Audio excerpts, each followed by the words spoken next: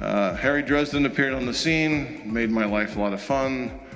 Probably the kindest thing I can say to Jim about what I think of his style is I really, really miss Roger Zelazny, who is the king of the smartest characters, and I think Jim is an appropriate inheritor of that crown, although he doesn't write the same exact kind of book. Harry is back with skin game, and as usual, shit is going wrong, and people are getting flown around, and Harry's getting the shit kicked out of him. I'm always thinking Harry's x-rays must make really interesting reading at the hospital. Without further ado, please welcome Jim Butcher.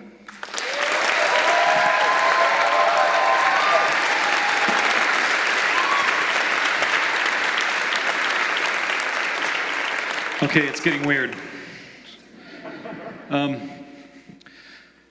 Did you know that teeth can explode? I didn't know that teeth can explode. They can. I mean, just explode like the poison tooth in Dune. Only instead of being vengeful, it just sucks. Did you know that they can give you Novocaine shots directly into the tooth? They can do that. You don't want them to do that. Oh my gosh. Anyway, I'd have had the steampunk done by this one, and I would have been telling you all that steampunk's done, except I had these exploding dental issues, and spent most of May on medically sanctioned opiates. So it's not quite done yet, but it will be before July 1st. Okay, that said, I'm just not very good at doing the speaking thing. I can do a conversation though. Which means that some of you guys are going to have to talk in order for this to work out. So, question and answer time. There's a mic right up here, and I guess we can have folks line up to be able to ask their question. Go, run! May the best fan win. All right, you're the best fan, sir. Go ahead. Awesome. I'm Nick. First of all, I'm going to say I love your books. I've read the whole series a couple times. Another thing I'm a fan of is the collaboration with Evil Hat for the role-playing game. One thing I've kind of noticed reading the books is it seems like you could line up how the role-playing game would work with the events in the books. You know, how long fights take, etc. Do you do do you roll for initiative on the fight scenes in the books? Do you have a mental process that you kind of line up to make the fight scenes work? You don't even roll for initiative on the fight scenes in the game, I don't think. True. Using the terminology. Oh, no, mostly I just write it. Yeah. I mean, I've got a different kind of story to tell, and I don't like leaving things like that to chance. Occasionally I will, but the only time I really leave things to chance is when I put up a post or a poll that's to the website that says, who do you want to see more of in the next book, and then I can figure out, well, who do they want to be the sidekick, for the next book. I just know one of these days it's going to be Mr.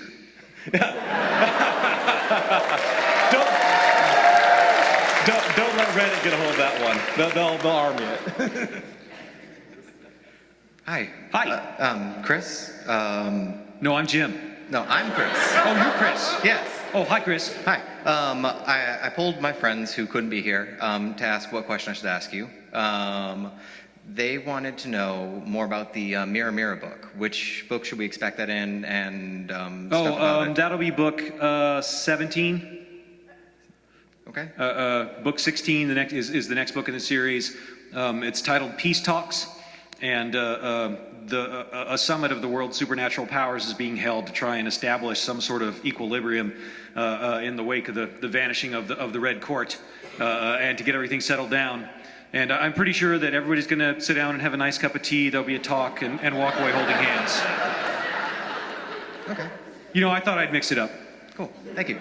Sure.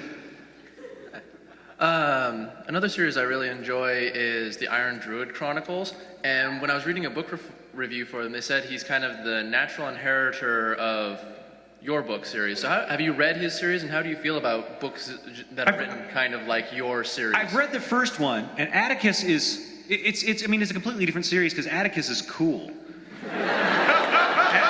Harry is cool. Atticus is like Bond. He gets it on with two different goddesses, like in the first 4 chapters. Not necessarily willingly, though. But I mean, as compared to Harry, who is, Harry's the Charlie Brown of urban fantasy. He really is. I mean, he did, this time I'll do it. I'm going to kick that football. But I mean, no. There's no. How do I phrase this? I don't have any competitors. No, that's not. I just have other people who are writing cool stuff and who will probably get me a bigger audience. I wasn't meaning to imply that he was a competitor. Just how do you feel about books like that? I mean, do you read that kind of stuff? Do you enjoy that kind of stuff? Or you just, no, I write my own stuff and they're doing stuff? Oh no, I go out and read other stuff all the time. Although my favorite urban fantasy guy right now is Benedict Jacka. I really like his Alex Virus books. I enjoy the hell out of those. All right, thank you. No. I mean, it's. I'm a professional urban fantasy writer. It's important for me to read that stuff. So I'm wondering if you have any like prior influences in terms of like how you design your characters, not just Harry, but particularly like us, like Murphy, Nicodemus. If you like basically like dug into like other works to find like traits of characters you wanted them to have. Yeah. I mean, when I made the characters, I made D&D sheets for them.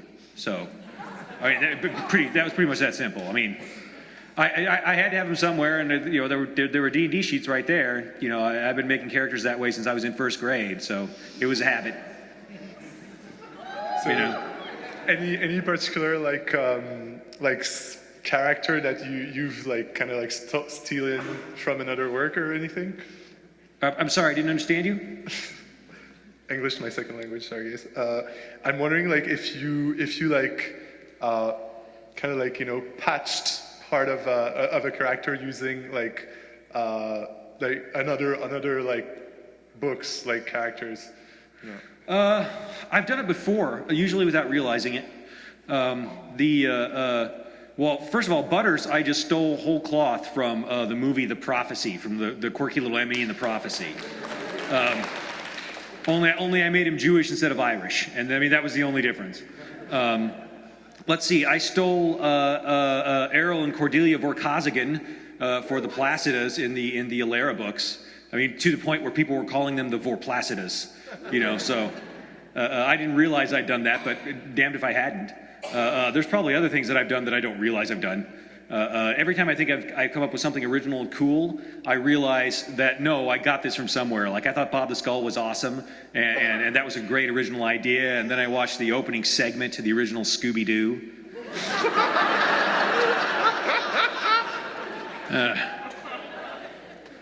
But anyway, there. That's really cool, because I feel like I'd have like I couldn't like resist if I was writing like patching, like stealing all over the place, but like, it's cool. Hi. Hi. So I read your Reddit AMA the other day, and the one question I thought was kind of neat was someone asked like, are there any characters who you've killed off that you wish you could write more of? And I think you answered that you really liked writing Morgan a lot. And not to be too spoilery for anyone who hasn't read this one yet, but wow, okay. You are taking your life in your hands, sir. Jeez. Okay, I guess I'm not asking that question. I'm just saying, careful. Okay, so non-spoiler version of that question, was it fun having a chance to write more of Michael again? More of Michael. Oh, well, God, yes. Well, it's because he hasn't really been central to the last, few No, storylines. he's been happily retired. He got his reward. I was just saying, like, it must have been great getting to, like, put him center stage for a little bit. Oh, I don't know what gives you that idea, sir. It was fun to do that. But it's something I've been looking forward to for a while. But I mean, that's part of the gig of writing a really, really long story. Is there's all these bits and pieces that I know are coming that I'm looking forward to writing, but I can't quite write them yet. Yeah. And when I finally get to write them, it's like, ha ha ha ha ha. So. Awesome. Thanks. Sure. Hi. Hi. I have a question about how you write your fight scenes. Okay. I've always found them very compelling, and I'm really easily able to visualize the action that happens. And I'm curious as a writer how you put that together. I could give you a 3-hour class on that. Please do. Let me think. The first thing you have to remember is the basic building block of writing is stimulus and response. So you have to be able to use stimulus and response effectively when you're writing. So you don't write my head snapped back sideways and then a sentence later he threw a punch at me. That doesn't make sense. The second thing you got to do is watch football on TV. I do that. Or listen to it on the radio, because when they're doing the football game on TV or on the radio, they're announcing what's happening, but everything that they're talking about is centered around the ball. Wherever the ball is, that's where the announcer's voice is going. When you're the announcer in a fight scene, that's what you're doing too, except the ball is whatever your character's goal is, and that's how you can have other stuff, peripheral stuff going on in the background, but you don't really have to track that. You just have to track the ball. All right. Thank you. Sure. Hi. Hello. Thanks for being here. This is making me uncomfortable. I'm just going to... Oh no, now you can't see me in back. Jeez. You guys are so demanding. Okay, go ahead. All right, so my question is, you have Murphy, her ex, like Rollins, Stallings, the whole SI crew. My impression from reading the series is that you have a pretty good handle on cop culture and kind of, how police work. I'm wondering where you learned that. Do you have, a police officer in the family? Did you hang out with cops? Research? No, I do a lot of what I do is going in and doing research and trying to put myself on the ground through somebody else's eyes, and from what I know of human nature, try and guess what it would be like to be there. And it seems to me that for police officers really, they are in the business of managing stupid all day long. I mean, for the most part, that's what they're doing, is they're trying to either protect people from the because evil doesn't even come into it, because there's just so much stupid out there that's really 95% of their time. They're either trying to protect people from the consequences of stupid, or they're dealing with the cleanup after the consequences of stupid. And oh my God, that's got to be crushing after a while. But anyway, I mean, I do have a cousin who was a cop. He lives 1,000 miles away, and I've seen him like twice in the last 15 years, something like that. That's about it. I read, I research. Well, I think you nailed it. Oh, well, thank you very much. Are you a police officer? No. Oh, okay. Just checking. I have an undercover police officer? I'm sorry. Everybody be cool, okay? I have an uncle, but I've probably seen him twice in the last 15 years, so. Thank you. Thank you. Hi. Hi. I have a super nerdy question. Okay. In book 5, when Harry gets hit with the Barabbas curse and Shiro takes it for him so he doesn't die, what stops Nicodemus from just doing the Barabbas curse on Harry again? It takes a while to set it up and get going. Okay. I mean, that one was not one that you can just go, you can't just whip it out and say, here's a curse. There's got to be, blood sacrifice and ritual and all this other stuff that goes along with it. So, I mean, otherwise, yeah, I mean, he'd just use it every day. Yeah. For fun. That guy cut me off in traffic, Barabbas curse. Because he totally would, Oh, okay. Sure. Thanks. Hi. Hello. Okay. So, you've introduced a couple of characters that wear different faces and show up, and it's not always easy to tell that they're the same person, and hint at that later, such as Odin, Batarang, Kringle, a few people that... Are there other characters that you haven't yet revealed that are wearing multiple faces that we've already seen? I am shocked that you would suspect such a thing of me, sir. I'm not gonna tell you.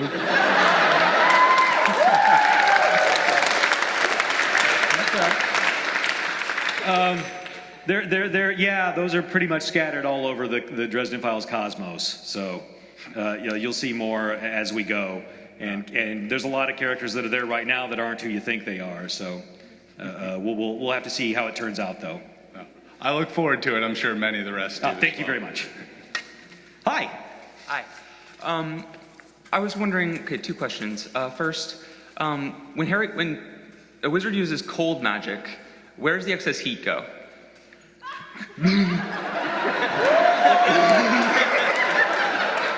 Engineering or physics? Physics. Okay, thank you. In this case, it would be going over into the Never Never. That's what I thought. If there's not actual fire happening, because the Never Never is my go-to for anything that it doesn't quite fit. So. It's one of the best excuses I've ever seen in fiction. Okay, well, thank you very much. Second question: what would happen if Harry wore an iron earring? If Harry wore an iron earring, like every day, it would do horrible things to the mantle around him and put him in terrible pain. So there you go. But like in several books, though, he's been like pierced with iron, and it seems to be that the mantle just kind of goes away, but doesn't actually, and he seems to be himself. He's in incredible pain because he's already been beaten up, but it's never really been stated that it's at all related to the mantle. Would that be, like, with long-term exposure, to, like, would his back go back to being normal? Well, somebody actually asked the same question or something very similar to it a couple of nights ago, and they pointed out that, at one point when Harry crossed Mab and Mab took the mantle away from him when he broke winter law, that his back collapsed too, but his back didn't collapse when he got pierced by iron. And I looked at him and I said, "You're right. That seems like an inconsistency." Like maybe someone is lying or does not understand the exact situation of things or something like that. Huh? And then I said what I'm going to say to you. Next question.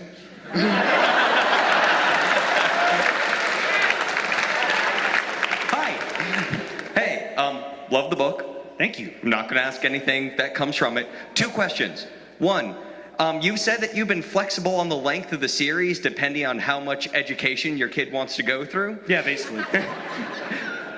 Do we have a final answer on that yet? Oh God, no. He's an English major.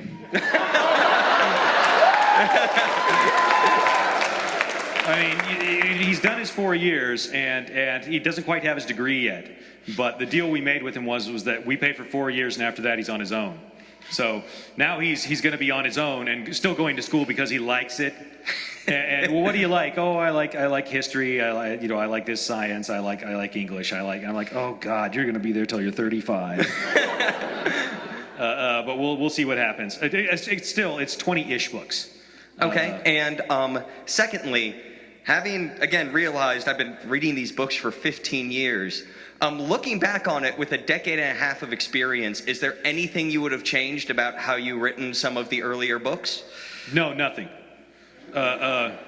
Really, because I wrote, I mean, that's who I was back then, and I had to write it that way to be who I am now eventually. And the way things are now, I mean, I don't want to sound like a jerk here, but I seem to be doing okay. And I think it would be a disservice to the past me to go, oh, you really screwed that up, you flat belly. But no, I don't worry about that too much. I write like a warrior, no regrets. Awesome, thank you. Thank you. Hi. Hi there. I also have two questions. First, do you have a release date on the steampunk novel you mentioned last year? No, I don't have a release date on it because my teeth exploded and I didn't get it finished, and my editor's like, we're not going to put a release date until we actually have a manuscript, Jim. Okay. I'm like, okay, I'll give you a manuscript. But hopefully I'll have it finished by July 1, and at that point, hopefully we'll be able to just have a date not too long after that. Awesome. And I'll put it up on my site and Twitter and everything and say, this is when it's coming out. Okay. A second question. Since book 1, Dresden has mentioned on the importance of names and how much power they hold, and it's not While just... he goes around naming things, yes. Yes, and it's not just knowing the person's name. You have to know the rhythm and the cadence of the name.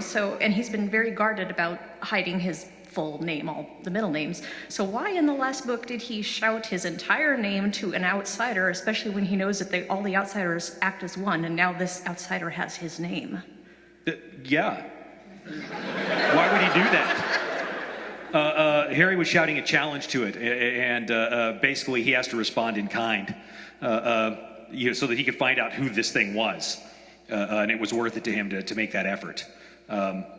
Although, it does seem a little, kind of crazy. But on the other hand, he doesn't always make the best decisions. Consequences of stupidity. Well, yeah. On the other hand, nobody broke into his brain and tried to make him do things either. Huh. That seems like an inconsistency. Next question. Doesn't it? Next question, I understand. Oh, yeah. Thank you. Bless you. Hey, how you doing? Okay. Quick question about the Dresden comic books, since the next series is coming out next Wednesday. In Proven Guilty, you have Harry mention a furball that he got into in Oklahoma with Lily and company. Is that related to the plot of the forthcoming comic books? No. Okay. We're not doing that one. The new comic book is called War Cry. Yeah. It's set right after the beginning of the war with the Red Court. And Harry Dresden has been given a squad of baby wardens to take with him on this little milk run for the White Council. There's not going to be any risk or anything. It's going to be something real simple. Oh, of course not. Yeah. Yeah. Okay. Okay. Yeah. There you go. Hi. Hey, big fan here. Two questions.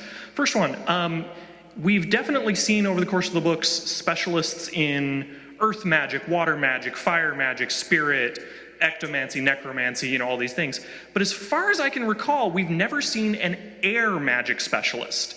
So is there a reason for that? Is there one that I'm not thinking of? And what would that look like? Lucio kind of is, but she lost most of her her awesome mojo when she got switched into a new body. Basically, the air magic folks are they can do, depending on how much magical muscle they have, they can do a lot of things with wind. But they're also really good at like communication type stuff. The Merlin is a fantastic air mage. Cool. And that's kind of that's the basis of his. I can communicate with everybody at the speed of thought. Now everyone shut up and let's get this plan together. And that's kind of where that comes from for him. Nice. Other thing I was wondering about, in general, Dresden Files or Codex Alera, do you have any good examples of fan theories that you were entertained by despite them being totally wrong? Oh, let me think.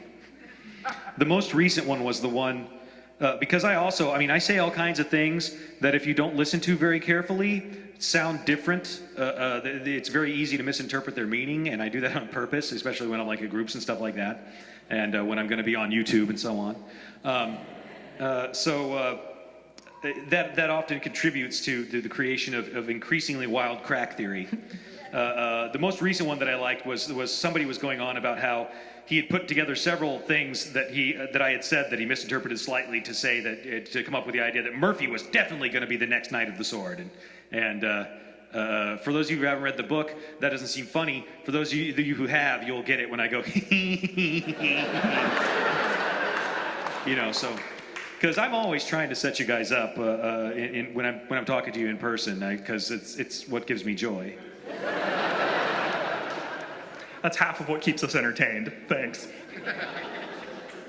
Hello. I have two questions. The first one's from a friend of mine. He's not here tonight. He asked about the dragon from Grave Peril. Will he ever come back, and will Harry kick its ass? Oh, the dragon from Grave Peril, will he ever come back? I'm a great believer in creative stupidity, or constructive, or not creative stupidity, constructive laziness is the phrase I wanted. I don't like to write stuff that I'm not going to use, because it feels too much like I'm just not getting very much done. And when I want to do something else in the future, I want to be able to reach for something that I've already put into place somewhere and use it. So yeah, there's going to be a dragon. So no throwaway characters, huh? I don't like to do throwaway characters. Occasionally some of them will be, but not one of the two dragons left on the face of the earth. No. Okay. My second question just has to do with writing in general. What's your thoughts on writer's block and how to overcome it? I don't believe in writer's block. I don't have a muse. I have a mortgage. Okay. Cool. Look, sometimes you'll sit down to write and you don't feel inspired at all. And if you're a professional writer, that can't matter to you. You have to sit down and still write and get it done. And even though it feels clunky and bad and awful, you still have to get it done. And even though you didn't come up with a good idea and you don't think things are happening the way that they should be, you still have to get it done. And a lot of that is completely within the perception of your head and your emotions. Because a lot of times I have to sit down and write when I really don't feel like writing, and when I don't think it's going to turn out well, and I just have to keep plugging away at it. It's hard to write that way.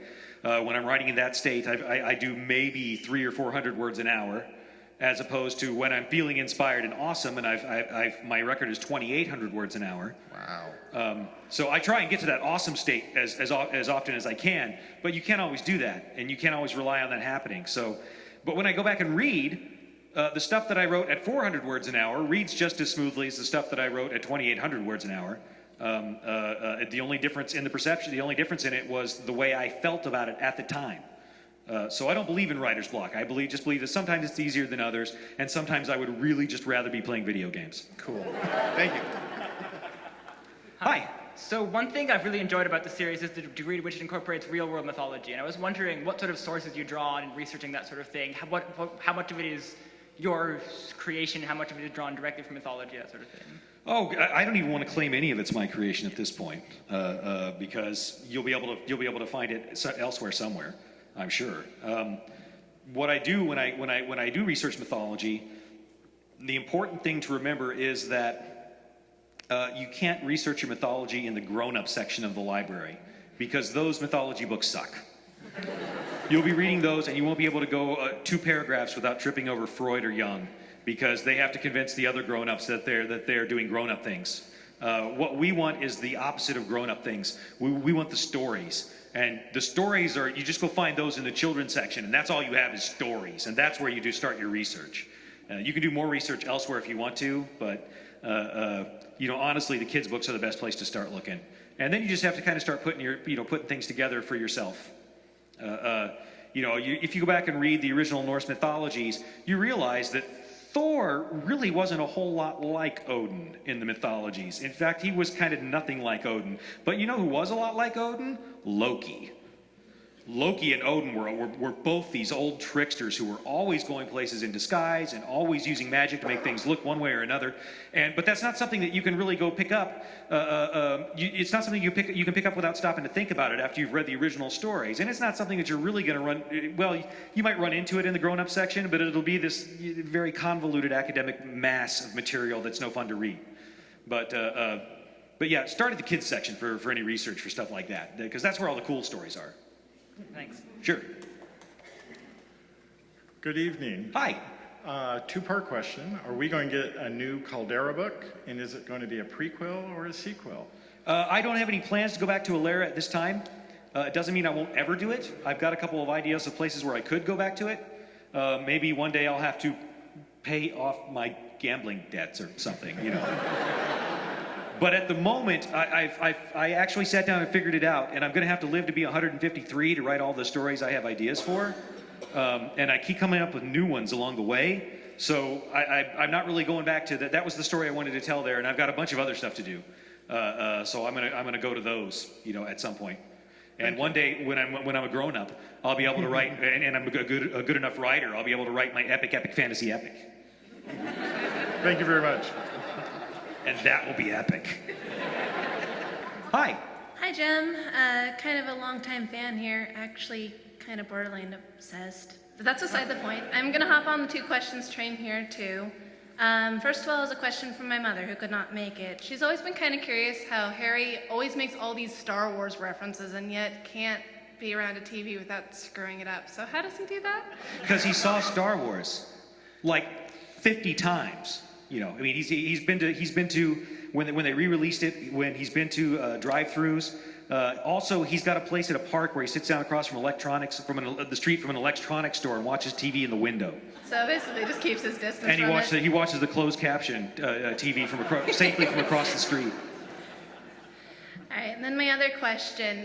Back in, I think it was Deadbeat, where we see Quintus Cassius pop up again, where he's aged to this old man because of the fact that he gave up his coin. My question is, why did he never just summon it back? Because when Harry gave up the coin, he still had the shadow and the ability to do so. So why didn't Cassius? He tried, and the knights got the coin secured before he could do it. So the knights can cut him off from it? Sure. Dang. Yeah, they go wrap it up. They take it back to the basilica, and they've got special holy lunch boxes for them. So. Well then. All right.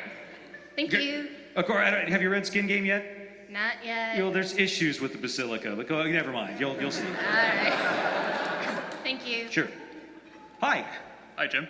I've heard you said before somehow that you like to use repetition to get ideas into people's heads about how things should go when you say it helps the story.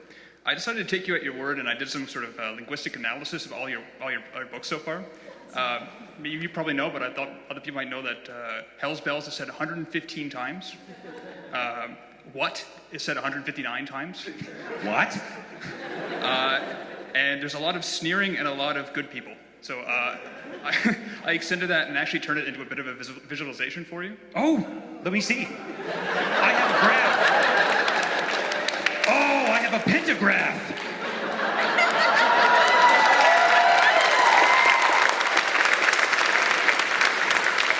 That is awesome. So those are it's relative importance linguistically, so it's not just the common words, but common phrases too. The relative importance, okay, that is awesome. Thank you. Oh, no, thank you. That is so cool. I'm going to put this on my wall. Post it on your blog. Okay. Hi. Hi. So I kind of have a stupid question. There are no stupid questions. Oh, no, trust me, it is. No, wait, there's one stupid question. That's when's the next book going to be out? But anyway. No, I'm not going to ask that. So I was wondering if it was intentional that Butter's, like, quote-unquote catchphrase, Poke will never die, is pwned, P-W-N-D, which really seems to fit Butters. I'm shocked you would think that of me.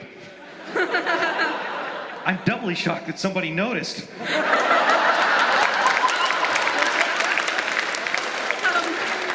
And then my second question is, can I steal it from you and make it into a t-shirt? By all means, please do. Sweet, thank you. Hi. Hello. One of the things that I've always liked most about you as an author is that you started off at the bottom, like the rest of us authors starting off at the bottom, and that you fought your way up by being a good writer and working hard and doing the work.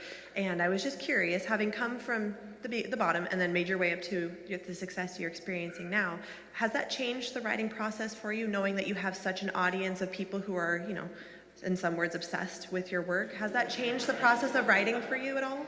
It's higher pressure. To make sure that it becomes more and more important to me that I try and maintain the quality of my work, and that I keep trying to grow as a writer. It would be very easy, I think, at this point to stop and write the safe book that I was sure I could absolutely do really well. But that's not how you make your talent grow. So I always try and write the book that I think is just a little bit beyond what I can do. And so that's. These days, there's a lot more pressure to make sure that I can do the book that I'm not sure I can do, and there's more time pressure. There's so much more time pressure because there's so many things that I have to do for the career that are not actually writing stories. I mean, if my career was still just writing stories, this would be simple. But this year, I've spent more weeks on the road doing travel appearances than I have in the last 3 years put together, and this year isn't even done yet. So yeah, I mean, it gets to be there's less and less time to get the work done in, and there's more and more demand to make sure that the work stays of higher quality. So that much has changed. As far as actually writing the books themselves and for their knowing that there's this rabid audience out there, no, that doesn't make it harder. That just makes me want to be meaner to you guys. So. Because I know one of the advice pieces that you give to young writers quite often is to write like nobody will ever read it, and I just imagine it's probably difficult to do that, knowing that. Yeah, and dance like nobody's watching, and it goes right along with that. Writing is really, I mean, if you want to do well, if you want to create anything well, there's a certain amount of vulnerability you have to assume. There's a certain amount of risk you have to assume. You have to throw yourself into it, and the first few times you do that, it feels like you are acting like an idiot, because you're acting like a very nonconformist, and you are not acting like the rest of the herd. And the first few times that happens, that you act like that different person, it always feels odd. But it's something you have to be willing. It's a risk you have to be willing to take if you want to write the good stuff. Thank you very much. You're very welcome.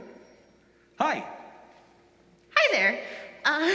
So I've noticed that Harry, with the women in his life, whether they be enemies or allies, the nicknames he gives them tend to be a bit more polite than the guys. So with that having said, his new spirit of intellect, that I guess is his daughter, is she going to get a ridiculous nickname like Bob, or? Spoilers. Oops. You'll have to see. I don't know yet. I'm still working through this. Thank you. You're welcome. Hi. Hello. So, names are important. Harry names a lot of things throughout the series and changes several of them by naming them.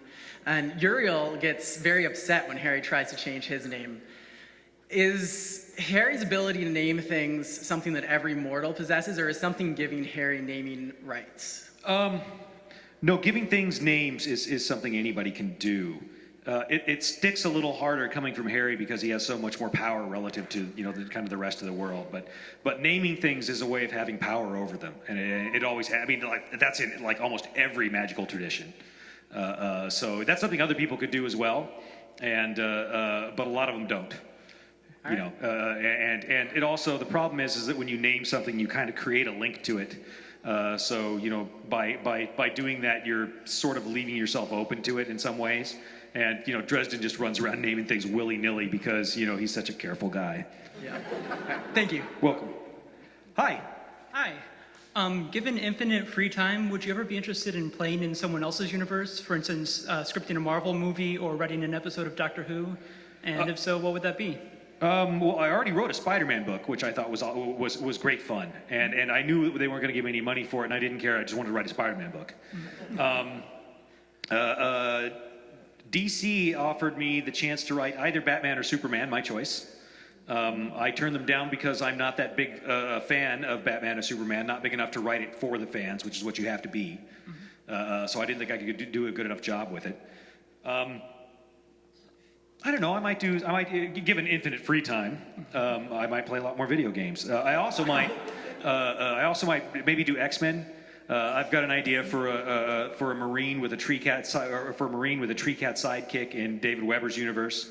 For Manicord Marine with his trusty tree cat Sarge, and there's a bunch of there's a bunch of things that I could be a lot of fun. If only I had free time, or the powers of Jamie Maddox, the Multiple Man. And because if I was going to have superpowers, now that is a quality of life superpower right there. Split yourself into a bunch of guys, and it'd be like, for me, it'd be like one guy would write, one guy would do all the household chores and errand running, one guy would work out, and then 7 or 8 of us would be playing video games. And then we'd switch off. So that would be about the ratio I would need, and then we'd switch off, and then reassemble and have all the stuff that we brought. So, but anyway. Sure. Thank you. Welcome. Hi. How's it going? Good. I'm glad to hear that. Having fun? Yes. Next question. Appreciate that. So I have a friend. She's an intelligent person. Hasn't gotten hit in the head with anything hard recently. She read Stormfront, and her takeaway was all the ladies cried. That's her summation of the entire first book, and she won't move past that. All the what? All the ladies. Bianca, the wife, Murphy. That's her takeaway of the book. The first book is everyone cried. Yeah. How do we get her past that? How do I get past it? How do you get her past that? How do I get her she past won't buy it? any of your books. I don't. There's 15 books she could buy that she won't because she can't get past that. Well, gosh, that must be tough. I feel sorry for her. She's missing out on fun. I tried that. But I know. I know there have been people who had that reaction before. To which I can only say, I think if they relaxed a little, life might be more enjoyable. But I mean, if that's her takeaway from it, then that's what because there's two people that are creating a story. There's me who's writing it and you who's reading it. And I can't control your half of the story. You know, what you're going to be taking out of that, out of the words that I put there. I can slant things one way or another, but I mean, you're not gonna, that's why we have different people writing different genres and different sorts of stories and different sorts of books. She's gonna find other things that bring her happiness, and maybe it's just not this thing. Which, you know, I'm disappointed in you for not convincing her. But, this has been a 6-year project for me. Oh, well. It's okay. I mean, it's cool if somebody doesn't like my stuff. That's fine. That's why we've got different people. God, it would be boring if we all liked it. Are we sure about this? The different people? Yeah, I'm pretty sure. I read a blog this once about this girl who was so upset about the female characters in Stormfront that she tore up the book and threw it across the room and then threw it down a pile and set it on fire. And she photo documented it and put it on her blog. It's like, wow, now that is some malice there. But it was also genuinely passionate. And I kind of wrote her a letter, and it was like, hey, you know, I know that book wasn't for you, but you know, maybe somebody else might have enjoyed it. There's lots of programs you could donate the book if you didn't like it to. You know, I mean, you could donate it to servicemen who are overseas. They always have book collection programs for them. You can donate it to, you know, to libraries or to schools. And you know, you don't really have to burn the book. Bad guys burn books. But I don't know. If she doesn't like it, she's not going to like it. You know. I tell you what. I'll see if we get the TV like a Game of Thrones style series or a movie going. I'll see if I can't get Hiddleston to play Dresden. We'll get like Hiddleston to play Dresden, and then everybody with a double X chromosome will love it. Appreciate that. Thank you. Hi. Hey. All right. To do this without spoilers.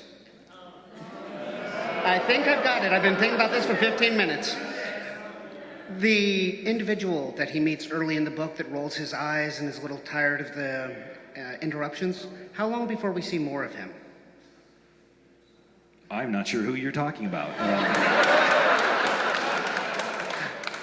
In the place where Harry's been hanging out. We're having this discussion in code, and I feel like oh, well, I don't have the book here. Best I could do on that one. My other question is actually concerning Aftermath and Bombshells and some of the books that you've been, the side stories you've written with a female perspective, especially with Aftermath. That's led to a lot of very constructive conversations with my significant other. I'm curious how you got into the headspace to write about the Martian language, as it were, and that perspective. I don't know. It's what I do. You just have to stop and think about it. You know, it's sort of the much more. Okay, if you're going to be a writer, you kind of have to be a student of human nature, and so I kind of sort of am. I'm also a student of history, which teaches you a lot about human nature as well. And so I think those are two attributes that make it possible for me to jump into a different perspective and try and write something reasonable from it. Sometimes I succeed, sometimes I don't, but you got to practice. Plus, you know, I've role-played a lot. You know, I've played a lot of characters, so. Thank you. Sure. Hey. Hey. So in the first couple of books, we see potions popping up in both of the books, and then they kind of seem to drop off and they don't pop up very much anymore. Is there a particular reason you decided to move away from those? No particular reason. I started upping I've started focusing the time frame that the books can occur within a little bit more tightly as I've gone on. And potions are, I've got to have 6 or 8 hours off to do this sort of thing. And at some point I decided 6 or 8 hours off, golly, that'd be like letting him get a full night's sleep. I don't see how I keep doing that. Sorry, Dresden, it's not in your danger budget. You know, so thank you. Sure. Hello. Hey. Actually, another question about names. What sets the cadence? Like, what sets how your name is said? Is it like how your mom yelled it out when she was angry, or I mean, how does that work? Names, when somebody sees your name against you, it's all about the way that you perceive yourself in some ways. So the true name that they need is the name that you say when you say your name. Okay. Nobody else can give them your true name unless they've gotten it from you. You know, so. Okay. Silly question. Has Harry taunted the Winter Court with lines from Frozen? No, on account of I haven't seen it yet. I've just seen all the Frozen parody songs. So I mean, I'll see it eventually, and then maybe then. Although I think Molly's probably seen it, and she probably uses it constantly. Thank you. Sure. Hi. Howdy. So, comment and a question. So the comment, thank you for finally working in a reference to my all-time favorite movie, Big Trouble in Little China. Oh, you're quite welcome, sir. Very pleased. But you missed the best line that you could have worked in there, which was the classic, son of a bitch must pay.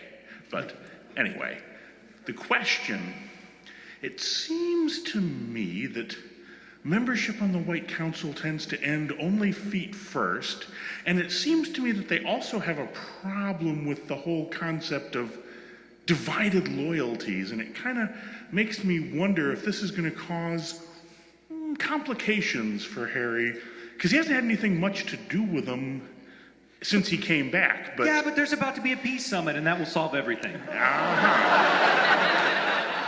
Or not. You got to stop and ask yourself a couple of things, and one of them is, which senior White Council member is going to be willing to cross the Blackstaff over Dresden? And then, of those, which one of them is going to be willing to cross the Blackstaff and Mab over Dresden? It's one of those things, nobody, especially people who've lived a long time, want to get on Mab's bad side. They all know better. Fair enough. Hello.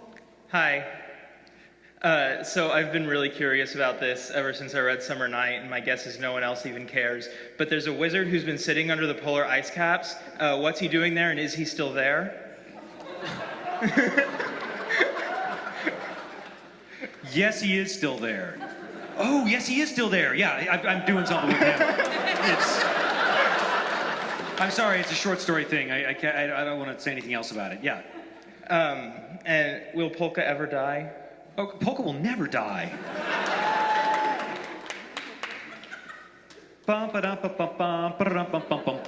Okay, you're next. I'm back. Yeah, so, hi. Is there a qualitative difference in Dresden verse between Christian mythology and every other kind, or is it just a matter of scale? Let's see how to phrase this. I'm tempted to steal a line from Kevin, and God hates it when you call it mythology. It's not just a matter of scale, it's a matter of where the books are taking place. So much of the story is focused in America and in North America and in Western Europe, where Christianity is the dominant religion. Which is not to say, and the way the Almighty in the Dresden verse works is, he's pretty cool. It's all of us who are stupid. So really, there's a lot more crossover as far as somebody with a viewpoint like Uriel. There's a lot more crossover between the religions than people who are on the planet think there is. But generally speaking, mostly why other religions haven't come into it is because I'm not as well versed in them as I am in Christianity. I know that I'm fairly sure I can do a reasonable portrayal of Christianity. I don't know if I could do as well with Islam, because I don't know as much about it. I don't know if I could do as well with Hinduism, because I don't know as much about it. I don't know as much about Buddhism, except that it's got really cool sayings. No snowflake falls in the wrong place. Ooh.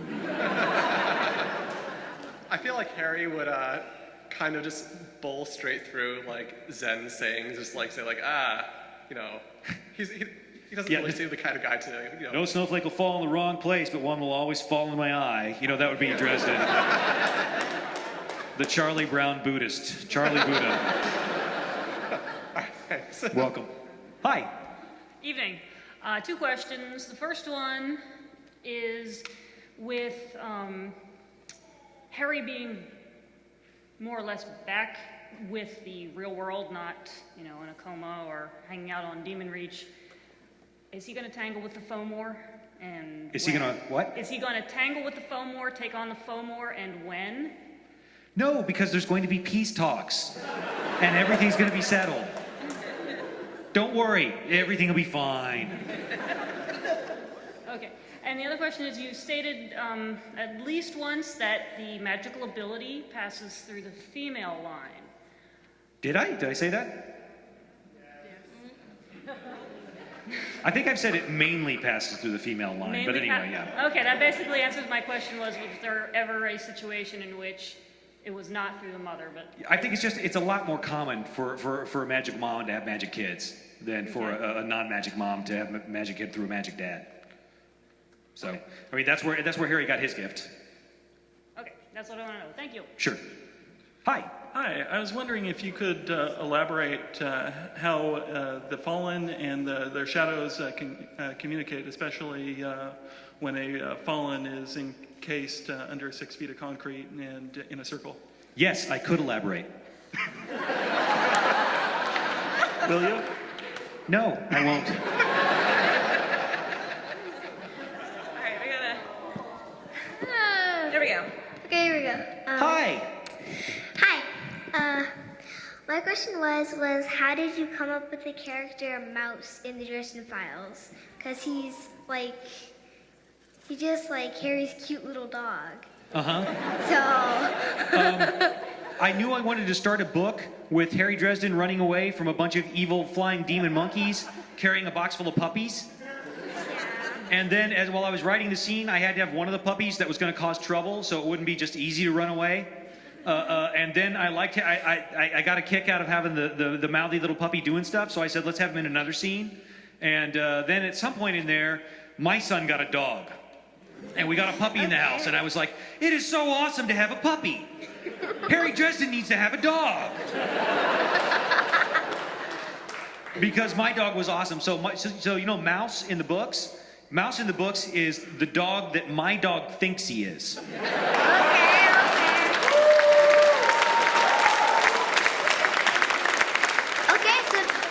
so now I know. Now you know. Thank you very much for your question, miss. She was super excited to get up here. We were counting down together. Oh, she was really patient, too. Well done. Anyway, I have 2 questions. One, I guess, is more of a personal. My life philosophy has always been never attribute to malice, but can equally be explained by incompetence. Yeah, yes. I use stupidity instead of incompetence, but yes. Yeah. I guess, and then I know you can't spoiler, but just so I have something to look forward to. You've mentioned a couple times, and I know that Harry is the big epic story, but there's been side notes and hints that the little people, the regular and not as powerful people, are kind of screwed. And is that something you're going to get back to, or are you going to see them again? Because I haven't read Skin Game yet. Oh, we won't get back to him during Skin Game. Skin Game is kind of is sort of a major league slugfest, but yeah, we're not done with them yet. Awesome. That's all I wanted to know. No problem. Hi. Hi. A question and then a small request. The question first is I really liked the short story anthology. I can't talk today. Anthology Side Jobs. Were you ever going to do that again? Because it was kind of cool to read Murphy where she was in the middle of the story. Yeah, initially I wanted all the short stories to be in side jobs, and then that would be that, and I wouldn't have to write any more short stories because they're really hard to write. I mean, other people can write them really well. I'm not one of those people. They're a real challenge for me. But there were 2 stories that could not get into side jobs because of contract obligations. So my only option at that point was to write enough more short stories for there to be a second anthology. So I'll put them all in the second anthology, and the title of that one's going to be Briefcases. And I've still got to write 2 or 3 more stories. One of them is going to be in Sean Speakman's second Unfettered anthology. That'll be jury duty. Taking my jury duty experience and putting it to work. And there's going to be several more, and then I'll probably write a novella about Murphy and Kincaid in Hawaii, and that'll be in Briefcases. So. Okay, thanks for answering that. The small request I have is I am friends with your sister Julie online. Can I send a hug to her through you? Yeah, please do.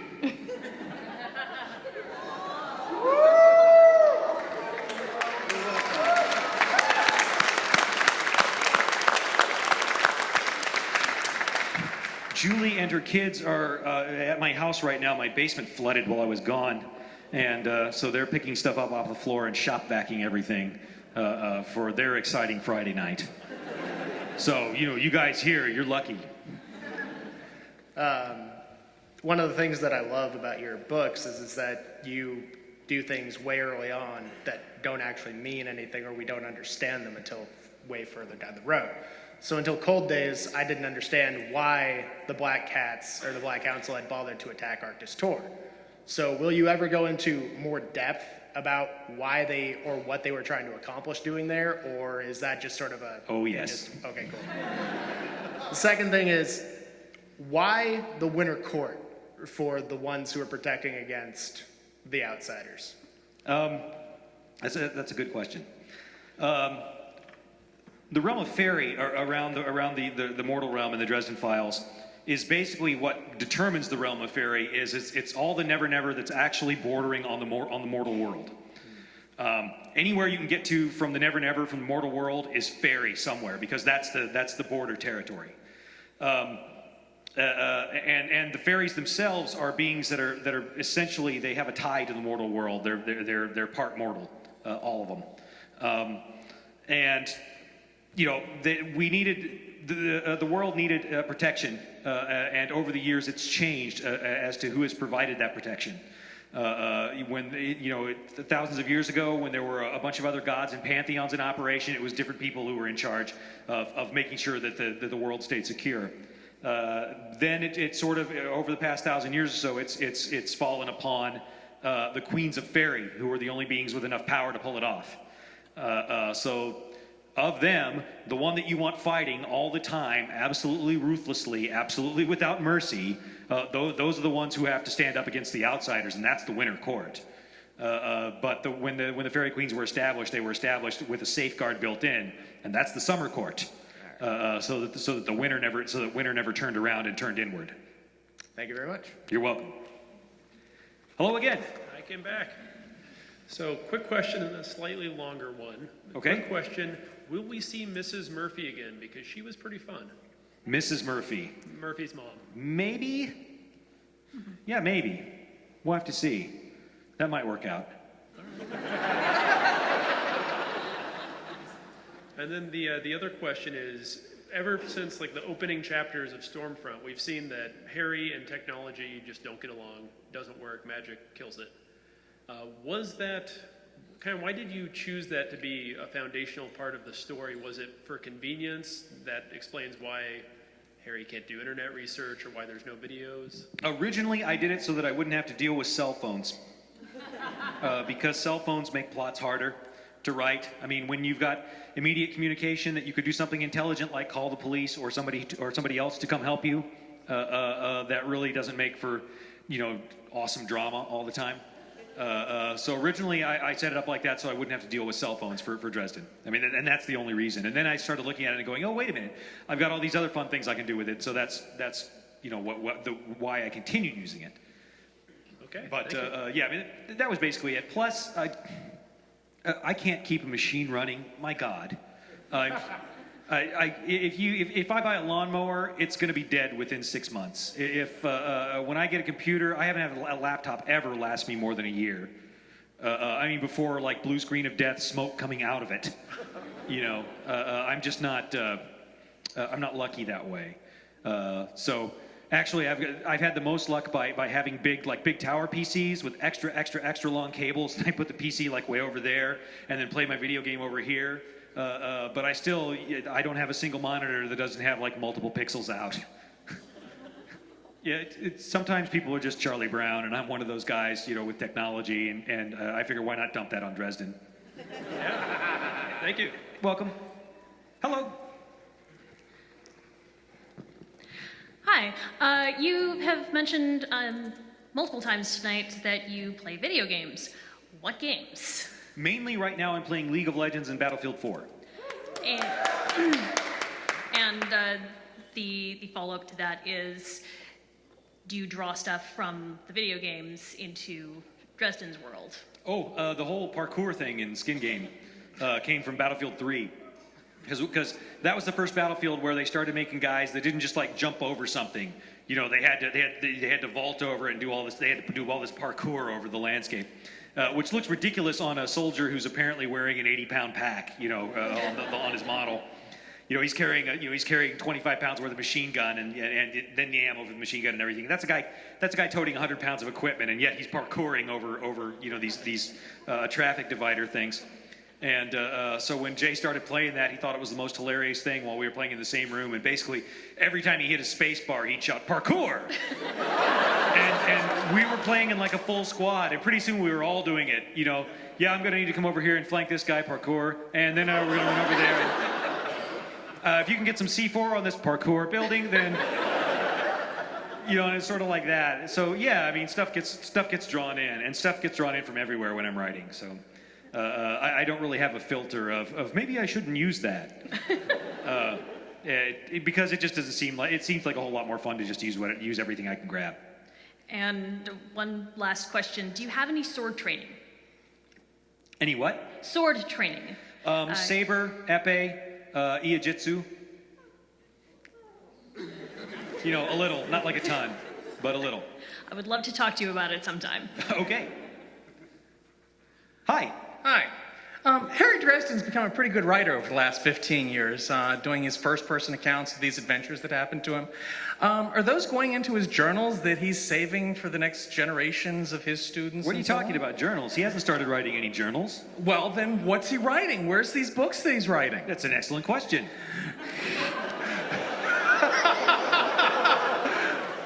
Okay. You saw the journals in Ebenezer's office, though, right? Well, yeah, I've seen those. But yeah. Harry seems to be writing. I'm just wondering all these first-person stories he's writing. Who's he writing them for? Who comes next? Okay. The next question is that I'm not a big fan of your thing, so this may be well known to other people. But I hear that you came up with the whole plan for all 20-plus books before you even started writing the first one. Is that correct? That's not true. I'd written 2 chapters. Okay.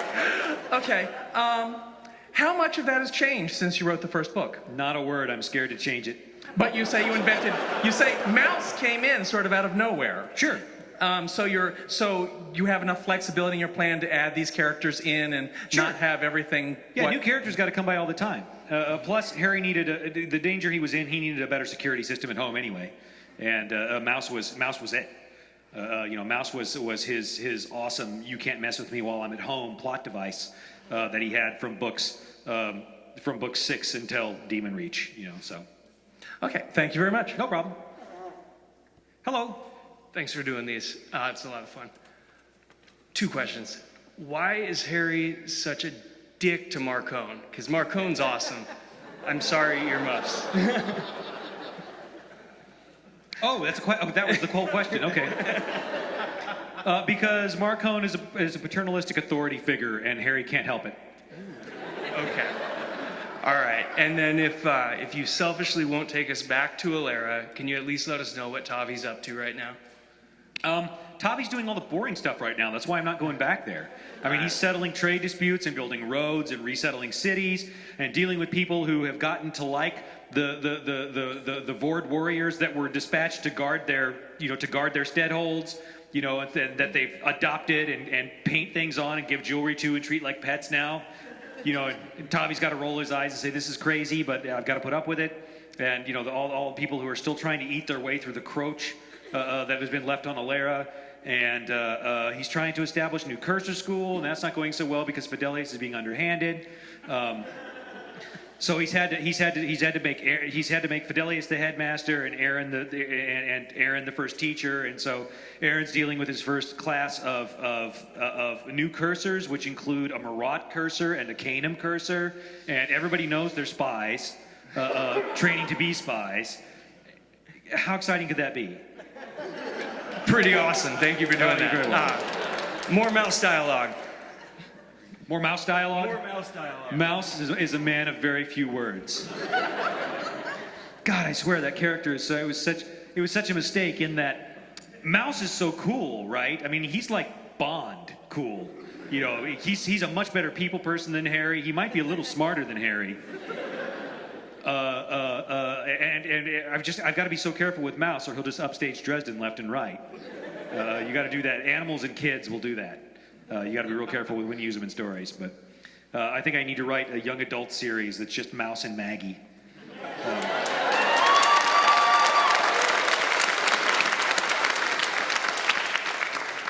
But anyway, next. Okay. The magic system of Furies in Codex Alera is my favorite magic system of any book ever. And I was wondering if there are certain authors or books that heavily influence that, or if it's as original as I think it is. That was completely original. I did not at all base that on Pokemon. I know it might look like it, but I did not. Hi. I just have to say, I like all the questions about Alera. I just finished listening to all 6 books again, and it's been really great to hear the other questions. Yeah, Kate and Redding kind of does a great job with those. She really does. Yeah. And my question is, I've had a long-going argument with people in discussion. When are we finally going to find out the identity of Kel? Because I have ideas of who it could be and all that kind of stuff. The identity of... What? The identity of... Kel. The dark... Cowl. Yeah. Probably not till... Oh, God, probably not till 17 or 18? 17 or 18, maybe. Well, that sucks. I don't want to wait that long. Suffer, reader. Hi. Have you lost weight? Sorry, just somebody had to do it. Yeah, the question that everybody always wished they were asked. Yeah. Right, exactly. So 2 questions. So one, Toot seems to be getting more powerful as of late. Now, is pizza some kind of a spiritual nutrient that we're not aware of? Or is his valor in battle some kind of like vampirant, like, what is making him get bigger and better? Well, he keeps getting bigger and bigger. You'll notice his name keeps getting longer. Oh, okay. Second, you mentioned in the Reddit AMA that Lee, actually that's a good side question. Is it Leah or Lee? Leah. Had mistakenly thought that Mouse was using Dresden as a mana battery, but you emphasized mistaken. Do we ever get to find out what is the source of Mouse's power, or is that a... You'll find out eventually. We'll find out eventually. Yeah. Okay, all right. I'll say this, Mouse is way mightier at the Carpenters than he was at Dresden's place. Interesting. Uh-huh. Hey, hello again. So question... Oh, right, you're the guy with the armor. Okay. I think I'm the only one. So we found that Harry had to promise Bob a new skull and about spirit vessels, and I'm curious that the Fallen are also bound to 30 silver coins, and I was wondering, with all this talk of vessels, if there's any resemblance between the skull Bob sits in and the coins that are imprisoned by if anything shenanigan-wise might ever happen with the Fallen and their vessels being separated or played around with. Well, there's never been a peer-reviewed study to prove that. Well, they burn all the libraries, right? When I'm building magic in the Dresden Files, I want it to make sense. I didn't want it to be magic that was just sort of randomly weird, and you just had to be known by randomly weird people. I wanted it to have actual rules that it had to follow.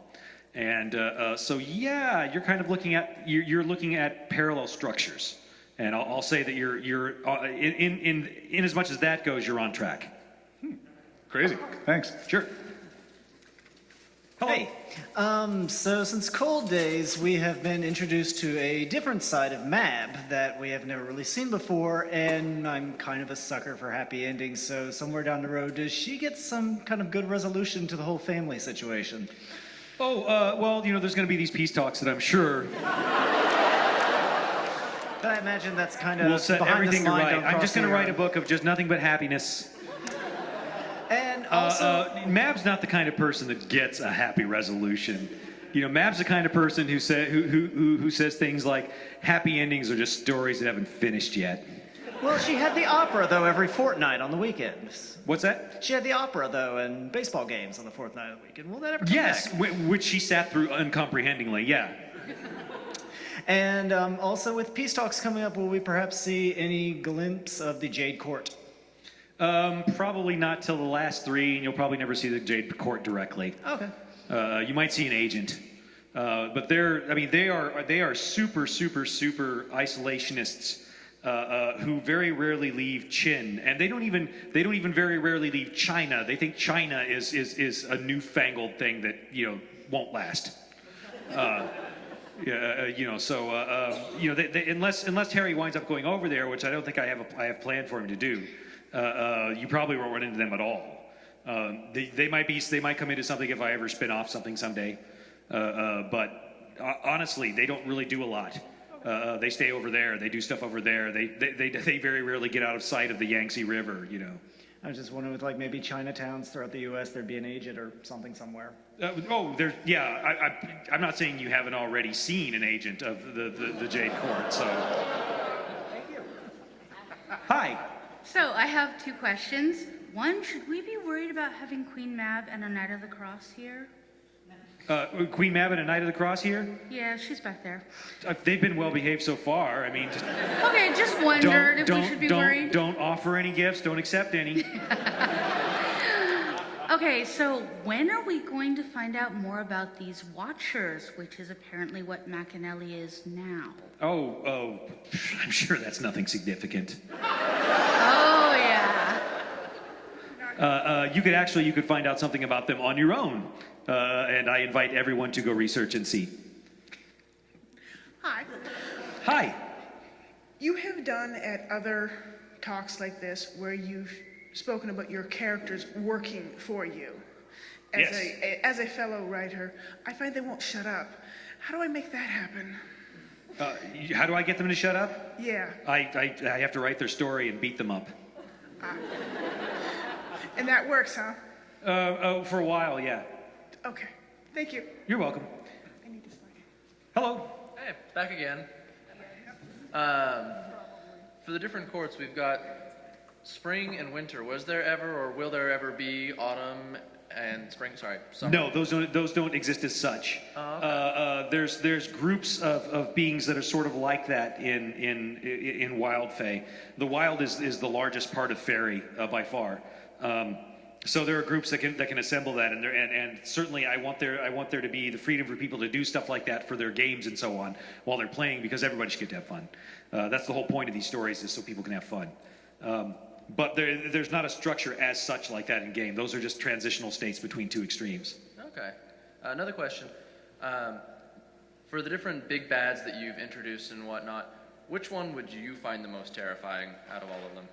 Oh, of all the villains, who's the most terrifying? Not even the villains, just all of the powerful creatures that we've encountered. Ferrovax, Mab, Titania, all of those. Oh, I don't know. They're all creepy as hell. The one I'd least like to deal with would be Marcone. That would be because he's one of those smart, ruthless, does not let anything stop him types, and he's not too proud to just kill you. He's never going to make an evil overlord mistake, because it would never occur to him to make an evil overlord mistake. Although the one I'd most like to meet would be Lara. She can kill me. That'd be fine. All right, thank you. Hi. Hello. First, I have a short story that I want to share with you, and then I have two questions. A number of years ago, you put out a story idea that you had along with your wife, and I forgot to look at the date when you said you were going to write a love story about Sasquatch. I don't know if you recall that. And my husband had to point out to me that it was April Fool's Day. That was an April Fool's Day thing, yes. Which just goes to show that I'm a sucker for love stories, and I'll read anything you write. But the first question is, will we ever see anything more about the winter crone and the summer crone and what they do in that house that they share? Because I'm really interested in them. We don't ever seem to hear a whole lot about them. Yeah, you'll get more. Excellent. And the second question is, in relation to talking about names and how when a person says their own name, Over time, when we're small children, we tell people our name is Danny or Matt, and then we get older and we change our names. If you know a child's name, can you use it on the adult? Probably not. Okay. Not unless they haven't changed since then. Okay. People are just so screwy like that. Okay. Unfortunately, that works in real life too. So Sure. I don't respond nearly as well when people walk up to me and say, "Hey, Jimmy Dan," because that's not a name that I really respond to anymore unless it's Julie saying it. Okay. Thank you. You're welcome. Hi. Hello. My sister and I were doing questions together. Oh, no, she's doing the question. I was trying to figure out how to do this. I just want to say something. I found the book several years ago, around about book 3, because I was looking for something to read, and it's at Chicago. We're from the south side of Chicago. So I fell in love with the books, and I got my sister into it. Love it. So how did you use Chicago as a background? That was going to be my question. How did I wind up using Chicago? Yes. My writing teacher wouldn't let me use Kansas City. Yay! She said, "Jim, you're already standing close enough to Laurel Hamilton's toes that you don't need to set your book in Missouri." She said, "You need to pick a different city." And I'm like, "Where?" She's like, "It doesn't matter, anywhere." There was a globe on her desk, and there's 4 American cities on the globe. And I didn't want to use New York because the superheroes have got that one all sewn up. I didn't want to use DC because then you have to write politics, and half the people don't like your book. I didn't want to use LA because then I'd have to learn about Los Angeles. And that left Chicago. I said, "How about Chicago?" She says, "Fine, great, just not Kansas City." And so that's how it happened. And then I went out and bought a Chicago guidebook and started using that.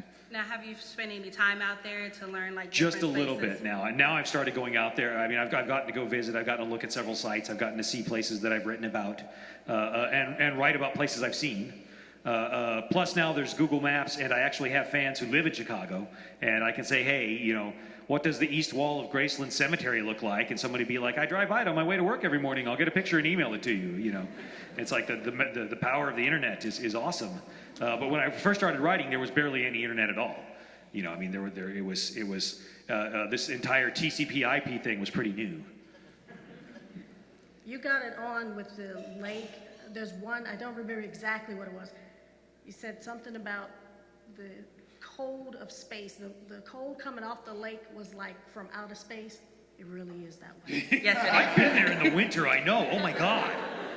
That's one of those cold breezes that I didn't have a heavy enough coat, and it was just like, I'm just going to collapse here like this now and walk like that, because you just can't stand up straight in it. It's awful.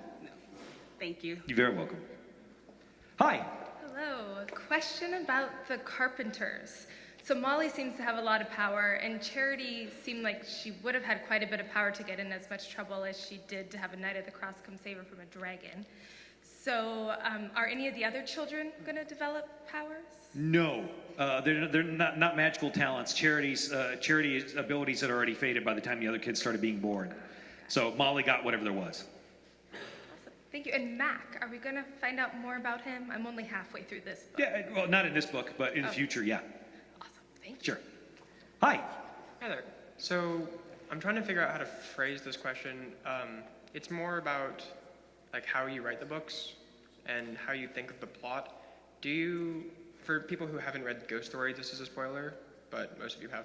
I think we're safe for Ghost Story spoilers at this point, yeah. Yeah, I think some people haven't read all of them. So, when you were writing maybe the 5th book, were you thinking, oh, I'll have Harry die sometime?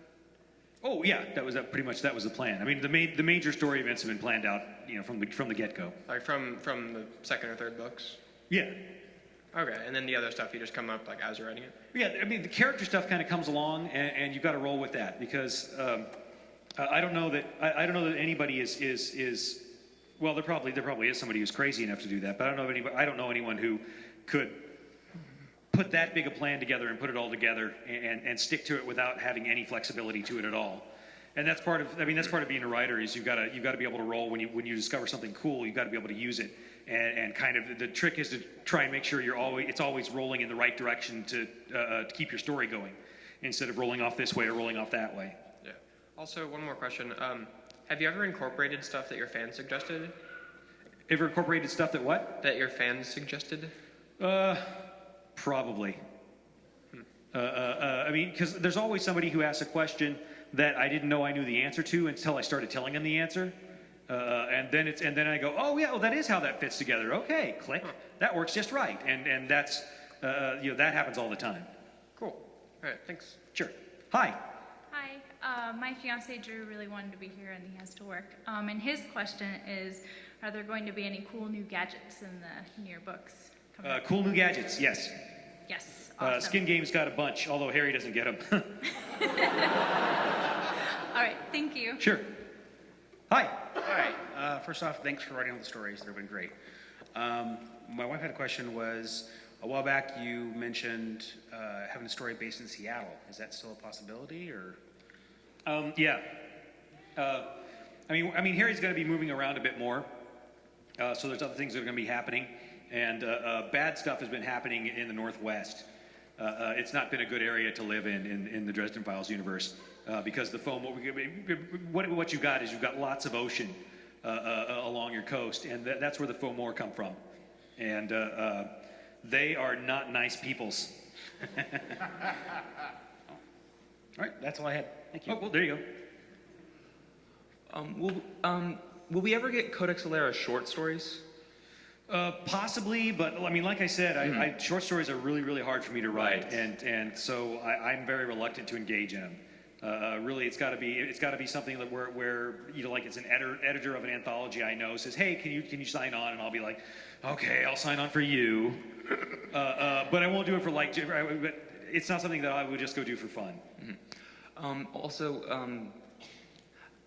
When you're first starting to write a novel, how soon do you let other people read parts of it? From the get-go. I write to a live audience. I write to a group of beta readers, chapter by chapter. Mm-hmm. And how much influence do you find that they have on you? When you do that? Moderate. When it comes to a lot of influence when it comes to stuff like continuity.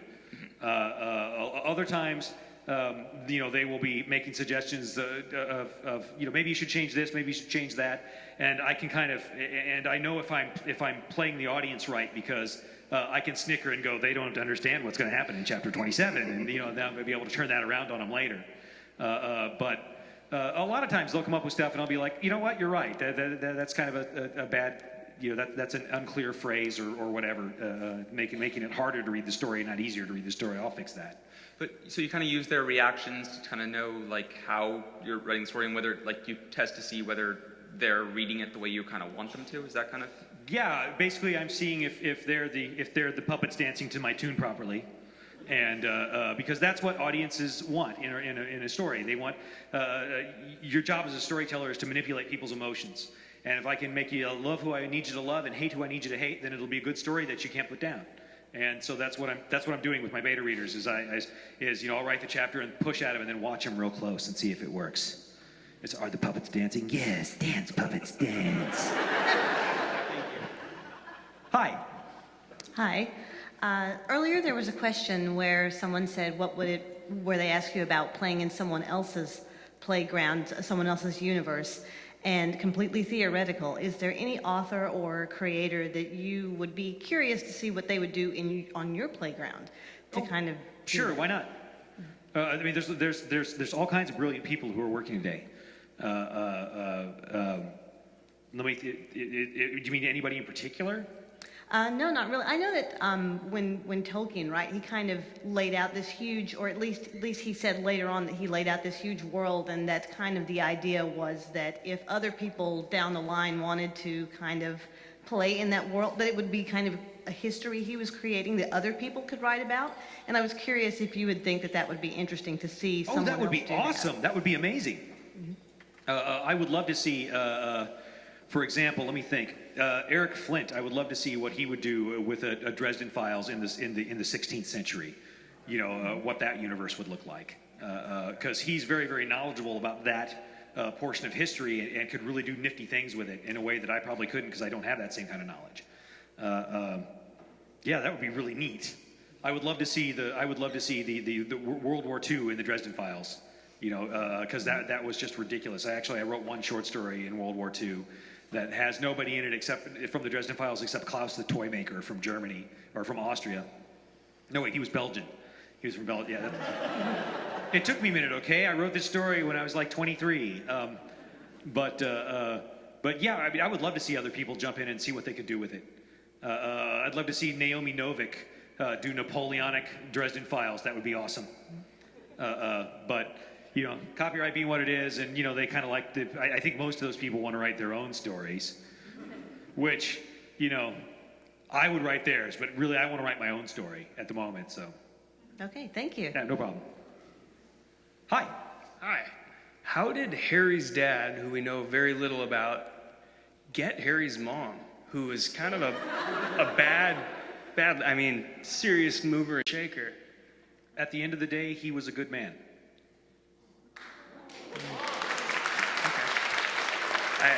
I pictured it kind of a damsel in distress, right place, right time, stubborn, that side of Harry. Less distress and more, less distress and just more, she needed somebody she could depend on.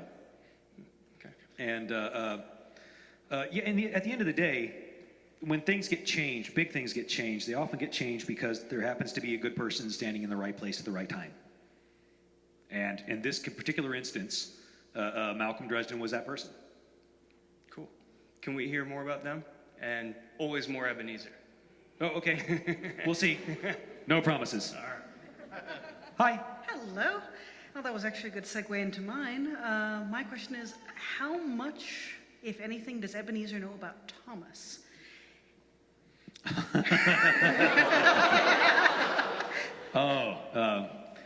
Ebenezer knows way too much about Thomas. Do you ever foresee any kind of multi-generational family reunion and showing up in any of the books? Sure, why not? I'm sure that there'll be a nice cookout, and everybody will get along, and they'll sing some songs. Go with the peace talks, right? Yeah, you know, and they can have it during the peace talk, so you know that'd be perfect. One really quick extra question. You mentioned only 2 dragons left?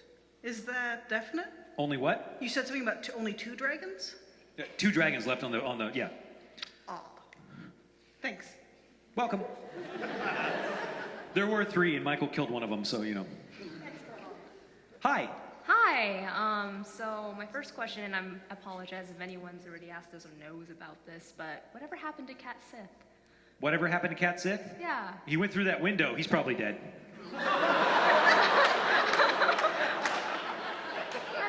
Is that it? Really?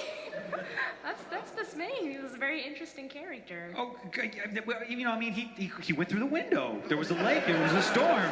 He's probably dead. I mean, nobody can survive that. No one could survive that.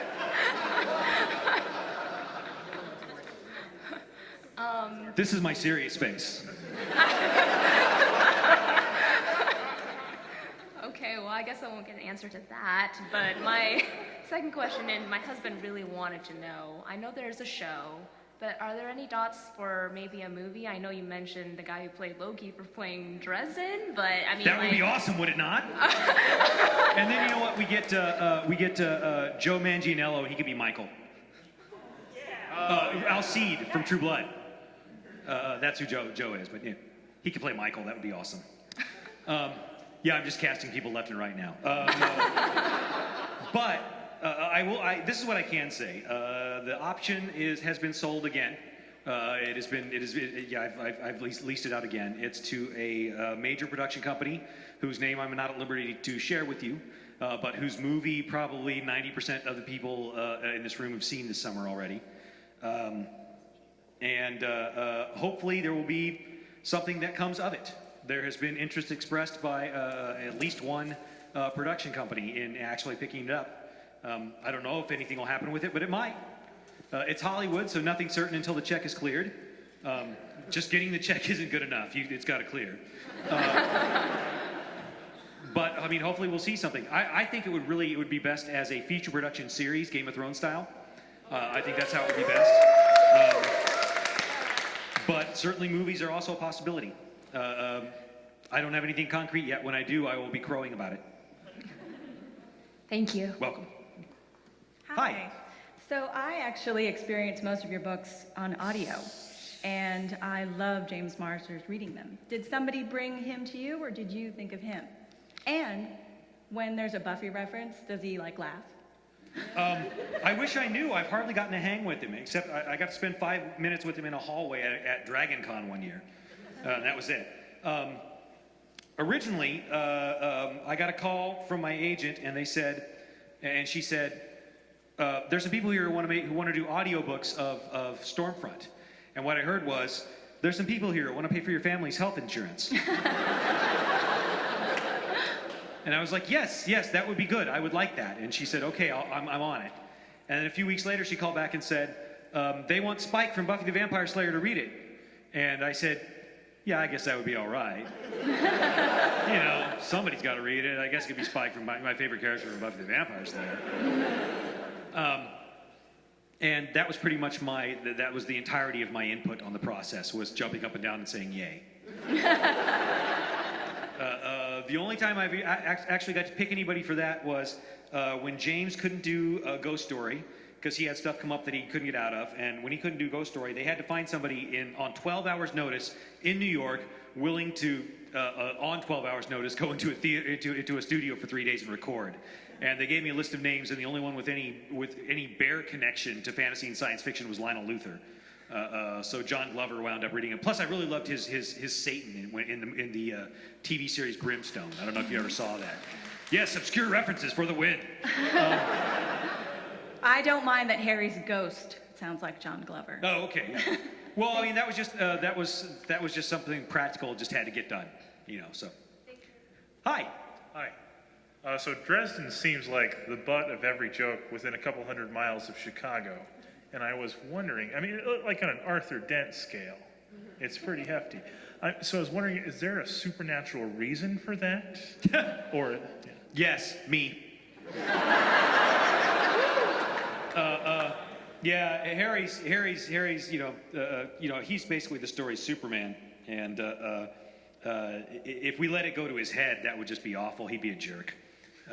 So he gets hit with everything. And like I said, my plan for him was always to have him be the Charlie Brown of the supernatural world. And if something bad happens, it's going to happen to Dresden. If there's some bad luck, it'll be Dresden's bad luck. If there's something inconvenient, it'll be around him or thwarting him. If there's something embarrassing, it's absolutely his. So that's just the way his life goes. Thank you. Welcome. Hi. Hi. So there's a lot of talk about this amazing nectar called Max Beer. Is it based on an actual beer that you have had? Because I would like to try it. No, I don't drink beer. Really? I don't drink anything. No, I mean this is about as hard as I get.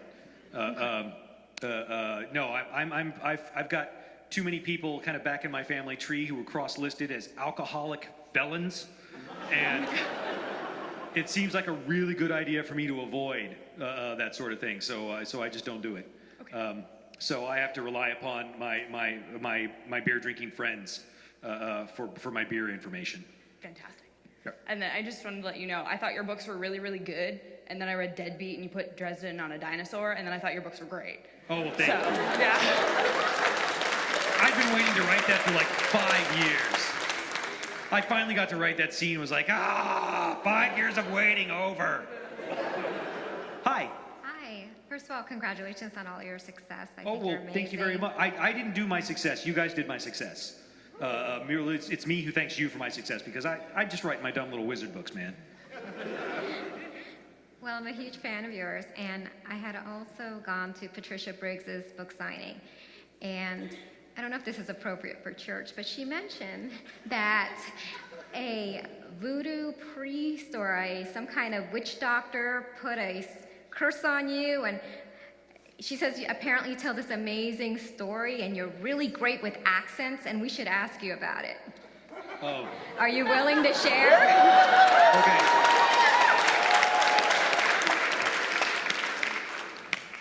When I was 17 years old, I was cursed by an Amazon witch doctor. It didn't start off with me being cursed by an Amazon witch doctor. It started off with me going with a multi-denominational fundamentalist mission group to Brazil, and I was part of the music groups there. I was one of the singing group kids, and it was a cool organization. They were kind of on the fun end of fundamental as opposed to the mental end of fundamental. And so we would go down, and we would every day we would go down to the docks at Rio de Janeiro, and we would perform next to the ferries that went back and forth across the harbor. And there was like 300,000 people a day walked by. So we'd sing a while, get a crowd, and then the preacher from the Primera Iglesia Batista de Rio de Janeiro would stand up and deliver a sermon, and then we'd sing some more sermon, like that. On the weekends, we would go out and sing in the country. In the U.S., when you go out to the country, basically what it means is you get to a crossroads and there's a gas station and maybe a McDonald's and maybe like a bait feed and grocery store, kind of in the same spot, maybe all in the same building. When you do that in Brazil, at least when you did that in Brazil in the late 80s, you went out into the freaking Amazon jungle, because that's what country looks like in Brazil, and they would just have like these red brick plazas that were set up where it would be jungle, jungle, jungle, red brick. And people would come in from all over the valley, and they would vend their stuff. They would sell things, buy things, do trading and barter. And we would drive out to one of these little things, and we'd sing, and somebody would preach and sing and preach like that. Well, one day we're out at one of these little plazas, and one of the girls who's in the groups wants to go across the plaza and buy a Coke, and we've got a rule that none of the girls are allowed to walk anywhere without a guy with them. So she said, "Hey, will you go over there with me while I get a Coke?" And I said, "Sure." And so we walked across the way, and she was getting her Coke from the vendor, and this guy steps out of the jungle about 5 feet away. He's maybe 5'4", kind of real scrawny and leathery with a little bit of a pot belly. He's got dreadlocks like down to here, like horrible, ugly, clumpy dreadlocks. Yeah, they weren't like cool dreadlocks. They were like, the dreadlocks you get when you just don't wash your hair for 7 or 8 years. He had a big snake around his neck. He had another snake wrapped around each arm. He had these crusty old cut-off jean shorts he was wearing, and he had snakes draped through the belt loops. And he just threw back his head and let out this primal scream, and everybody stopped and looked at him. And he shouted something, and then he pointed one of his snakes toward the girl, and it was me, so I did this and got between them. I didn't want to be there, but that was what I was supposed to be doing. So he points his snake at me, and he lets out this howl, and he turns around and storms off into the jungle. And it was real quiet. And I found myself like looking around like this. And I went over to our native guide, Carlos, who is a Brazilian. Carlos was the most Irish-looking Brazilian you've ever seen. He was about 5'8", with a great big old barrel chest and red hair and freckles and green eyes.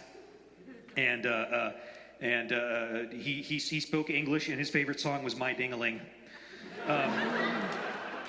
And I walked over to Carlos and said, "Carlos, what just happened?" He goes, "Oh, Jimmy Butcher, let me see if I can go find out." I said, "All right." And he comes back a while later and says, "Well, that guy is a witch doctor." I said, like a witch doctor? He said, "Yeah, like a witch doctor, just like that." And he's cursed 3 people in this valley, and they've all died. And now these people pay him protection money. And he is not happy that we came here with the white god. And so now he's cursed you. And I said, "Oh, well, I guess I should have a Coke." So I got a Coke, and we kept going, and then wrapped up and left, and went back to the camp. We were staying at a summer camp because there were 40 or 50 of us in these music groups. So we're staying at the summer camp, and at a summer camp in the United States, you've got there's like a bunch of cabins and a dining hall and a chapel, and maybe there's there were some mini bikes and maybe some horses to ride and some canoes to go on, and that was summer camp. In Brazil, summer camp out in the country is in the Amazon jungle. And you go out to it, and there's got like these concrete cabins that they built up, and they've kind of chopped the jungle down for a bit around it. The kitchen doesn't have any walls or anything because they don't need it. And it was a 45-minute ride down this bumpy old road on this tour bus we were in. And then it could only go so far, and then we had to walk the last half mile back to the cabins in the dark in the Amazon jungle. There's no dark at night in the Amazon jungle. I mean, it is absolutely pitch black. You've got to have lights. And so we're walking along in a group, and there's one guy with a flashlight at the front and Carlos with a flashlight at the back. And I'm walking along, and I'm a little bit slower than everybody else because I kind of amble. rather than walking with great purpose and direction. And I notice that about 10 feet in front of me, Carlos has stopped, and he's got the flashlight shining directly down at his feet. And I come walking up to Carlos, and I say, Carlos, what are you looking at? He says, he says, come here. And we kind of kneel down, and there's this print on the ground this big. And he says, that, Jimmy Butcher, is a jaguar track. And it's pretty fresh. And he takes the light and he goes,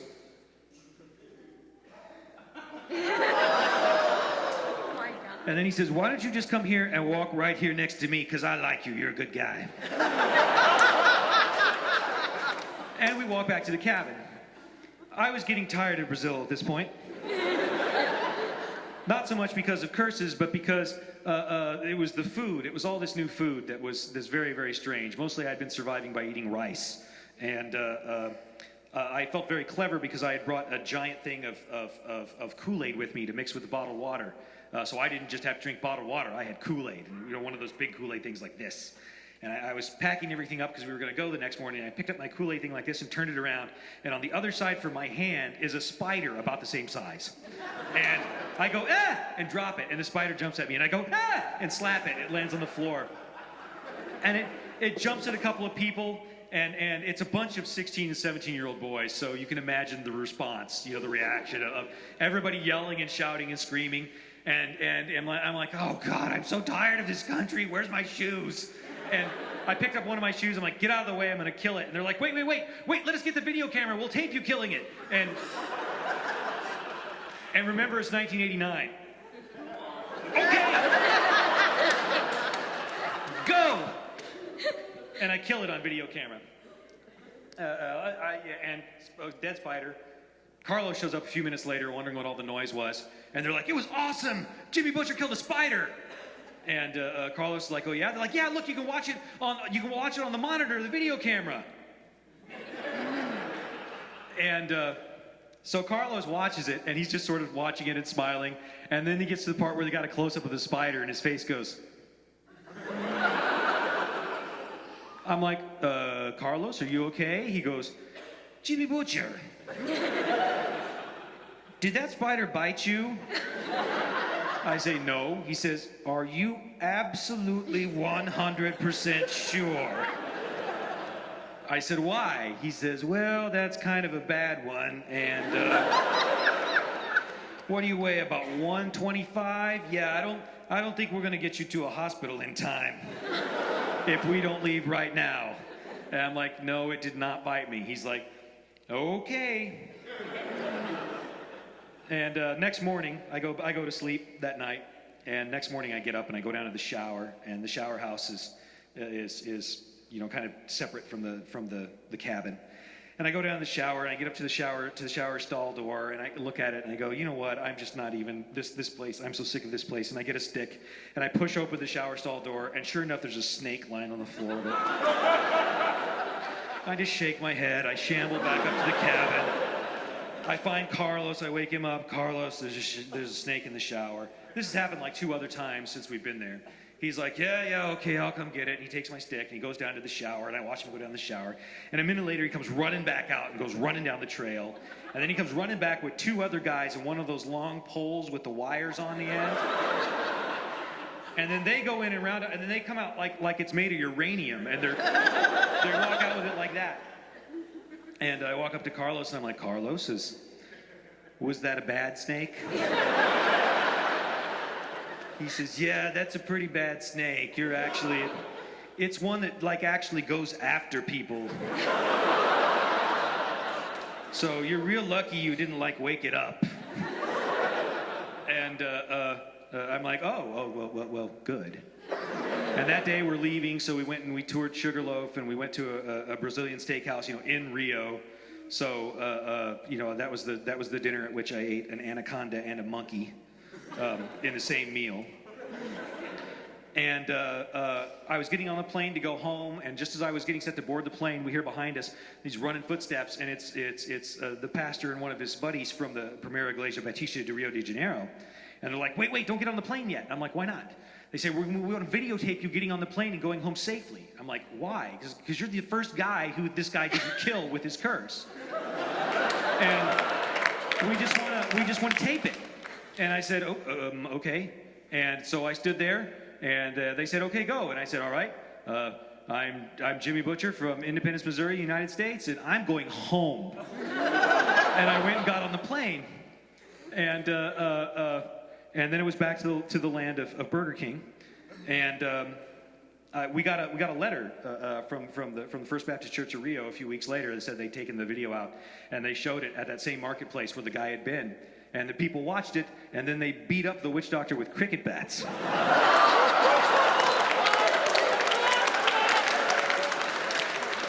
And decided they weren't going to pay him protection money anymore, and that was the witch doctor story.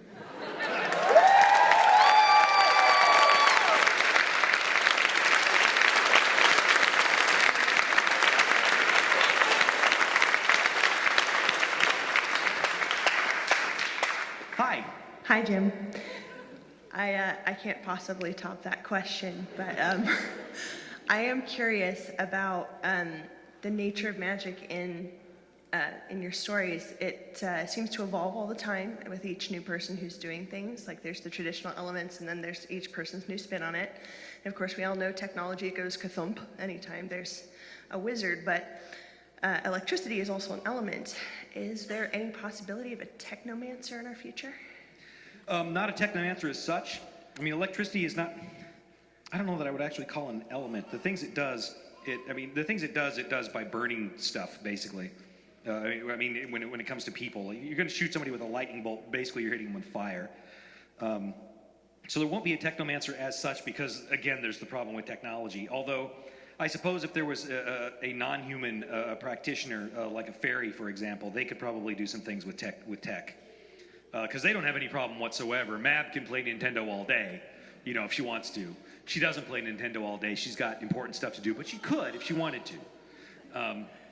A lot of the others who aren't busy fighting at the moment, they'll play video games, and they're awesome at them, being fairies and all. But you won't see a human wizard doing that stuff. No. Nice. I'd love to hear Mab say parkour. Howdy. I'll get a two quick question bandwagon. Are you a big Tom Clancy fan? You mentioned his books a couple times in your books. Okay, who? Tom Clancy? Yes. I've read Red October. I've seen a bunch of his movies. Yeah, I think he's a pretty good writer. I like his stuff. What I've read of it. And will you ever pursue trying to come here for Emerald City Comic-Con in the future? They'd have to invite me. I mean, it's one of those things that when people invite me, it's usually when I decide I should go. Awesome. So. Thank you. Sure. Hi. So I've got two questions, yes, just like everybody else. One, I really love Demonreach. I haven't read Skin Games besides what's been released online, but are there what type of characters are there? Because, I mean, the Skinwalkers are, just in, the holding area. Uh-huh. I know that you probably have plans for Demonreach again. I don't know what you're talking about. Never, of course not.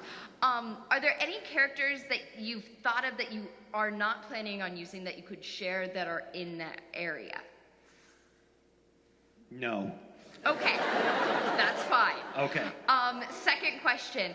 How do the outsiders interact within the Christianity that you have here, especially with the Judeo-Christian God? How does that work in your world? Seems like like they wouldn't go together, doesn't it? Yeah. Yeah. Next question.